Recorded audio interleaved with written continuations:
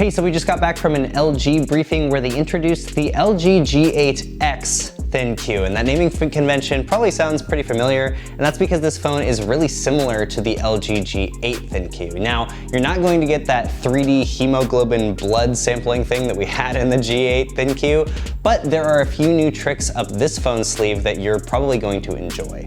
So from a hard specs perspective, this phone is really similar to the G8 ThinQ, so I'm just gonna throw up the specs list here so you can take a look.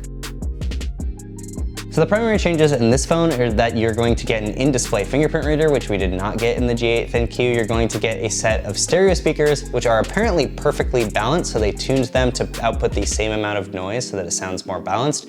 And then you're going to get a much higher resolution selfie camera at 32 megapixels. But what you're probably all here for is the dual screen display that LG is shipping with this phone. And it actually comes in the box with the phone, so you're not gonna have to buy it as a separate accessory.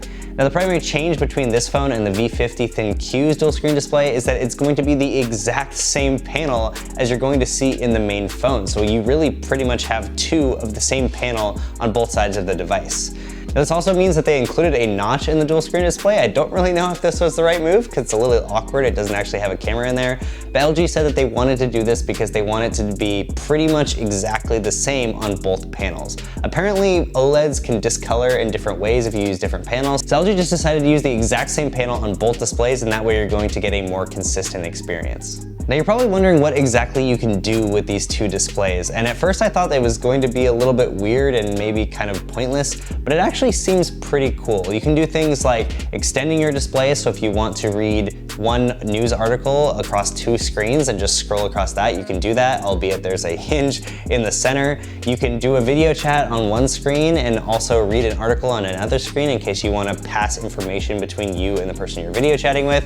And you can even set custom functions for gaming. So they've got 4 presets for gaming. They've got like a steering wheel and some other button functions, but you can actually set your own controls so that it feels more seamless with the game that you're playing. Now the screen does rotate 360 degrees, and that means that you can use it for things like taking photos. So if you're taking a photo of a person, they can see what the photo is going to look like before you actually take the picture. And we saw this in the Vivo Next Dual Display Edition, and it was a relatively handy feature because people are often very picky about what their selfies end up looking like. So this is pretty nice to see here too. Now we were a little bit worried that this big second display, which is a 6.4-inch OLED, was going to take up a lot more battery life. LG said that the phone takes about 1.2 to 1.3 times more power if you have it in the dual screen display.